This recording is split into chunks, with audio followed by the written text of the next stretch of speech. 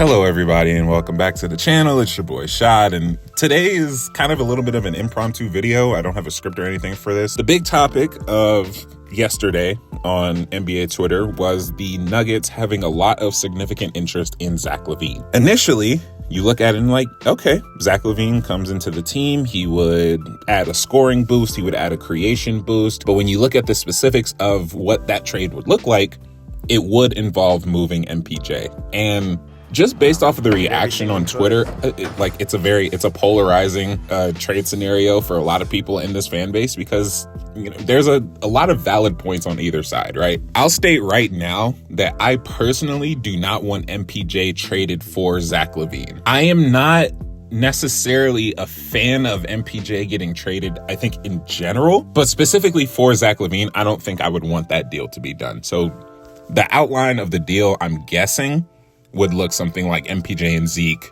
for Zach Lavine just to match salary because the Nuggets are that first apron team. This video, I want to kind of lay out the points for both sides, the anti-MPJ for Zach Lavine or the pro-MPJ for Zach Lavine. Anti-trade for Zach Lavine, I think one of the main points could be that this is kind of a move just to make a move.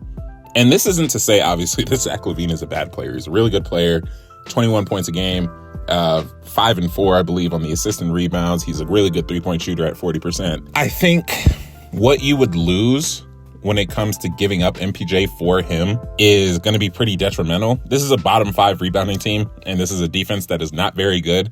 And in trading away MPJ, you'd be getting rid of that length. You'd be getting rid of the rebounding that he brings as the team's second best rebounder for a team that's already really weak everywhere else in that area. And you lose a general 6'10" frame on the court, which is really, really important because it plays to our advantages being bigger than everyone, right? The Nuggets are not a team that is going to outrun you. They're not going to outpace you most nights. They have size, they have length, they have shooting with that length, and they have 3-level scoring with that length. MPJ this season has been taking a large stride in terms of putting the ball on the floor and getting to the rim and creating for others off the dribble and all that stuff, which has been a great thing to see develop because it's been something that we've been asking for a while. So having all of that with a 6'10" frame and taking it away from this team and adding someone who is, I believe Zach Lavine's 6'5" or 6'6" or something like that. He's not as lengthy. He's not as long. And I think it would hurt us defensively, even though obviously MPJ isn't the strongest defender, but he is getting better. I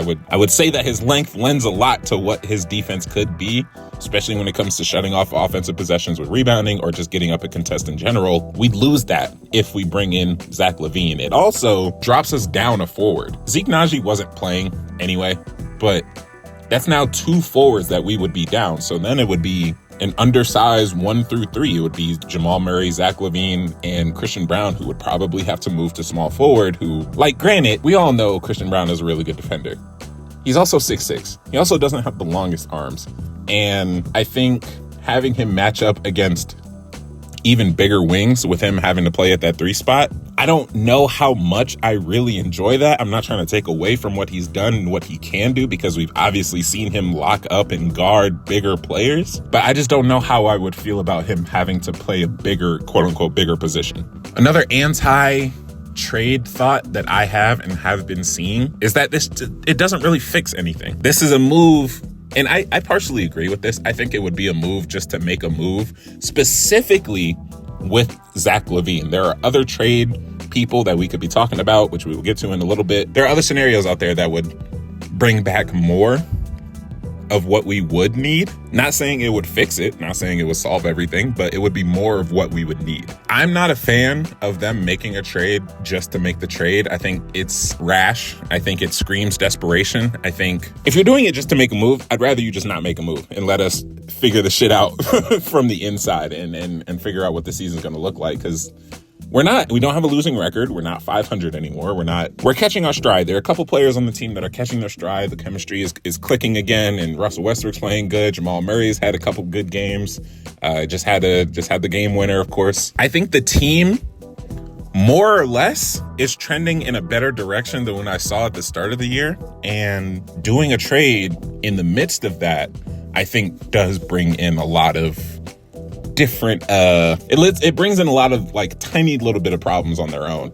I don't think it would take long for Zach Lavine to mesh with Jokic ball.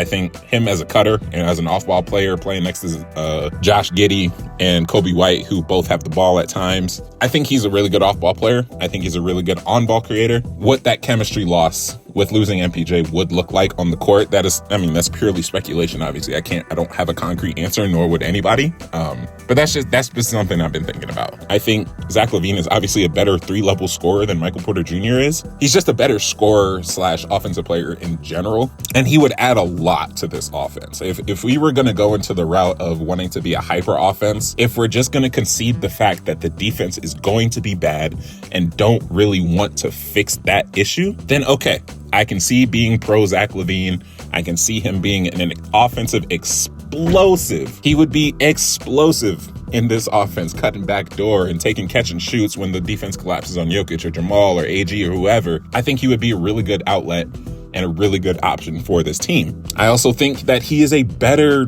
playmaker for others than Michael Porter Jr., specifically the for others part. I think Zach Lavine's a good player. I think him being on the team opens up the team to succumbing to their weaknesses a little bit more.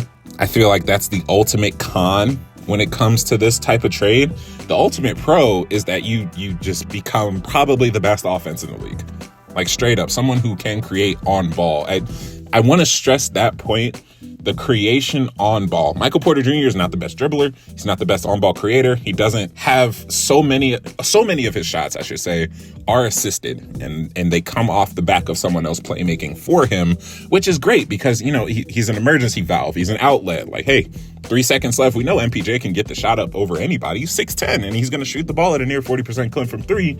Looking at this trade by itself and living in the world of this potential trade, is his off-ball effectiveness better than what Zach Lavine's on-ball effectiveness would be for this offense? I think that's a really big question, a question that I don't even really have an answer to. I initially, just off the top of my head, I would say that for this offense specifically and what the staggers would look like and how bad the bench creation is, I would say that having the ability to stagger on-ball creators like Jamal Murray and Zach Lavine and being able to have those guys lead a unit when it comes to being the primary ball handler, I think that is phenomenal. I think the idea of Zach Lavine playing alongside Russ in a stagger is incredible. I think the transition game would be even better. Realistically, there would be a lot of good things that would come with a Zach Lavine acquisition. The problem is that those cons, man, the cons really exacerbate what this team is bad at. And that's the problem. The workaround for that would be trading MPJ and Zeke Naji for Zach Lavine, using that open roster spot to get someone else who would fill the void of defense and rebounding, and going from there. There are other problems that you would need to solve if you are giving away MPJ for Zach Lavine. And I think the problems that you would need to solve would be a tiny bit more detrimental to the team than just dealing with the problems that we have now, if that makes sense. Zach Lavine is also injury prone, which is ironic to say, but MPJ has not been missing that much time in the last 2 seasons at all. So we're giving up more durability. We're getting a guy who has an enormous contract that we would probably be stuck with, especially if he gets hurt again for a significant amount of time. That potential of being stuck with that and him being hurt again, talking about Zach Lavine, by the way, that gives a lot of people pause. It's wary. It's not something that I'm really a fan of potentially happening anyway. I'm not wishing for him to be injured, obviously, but just face the facts. The man hurt. The man's hurt. Offense wouldn't be the problem at all. It would be the defense, it would be the rebounding, it would be the loss of length, and it would be the loss of a forward. That's all I got. Let me know what y'all think down below. Do you like this trade? Do you not like this trade? If MPJ is going to have to be moved, who do you want him to be moved for? You let me know. I'll talk to y'all later. Peace out.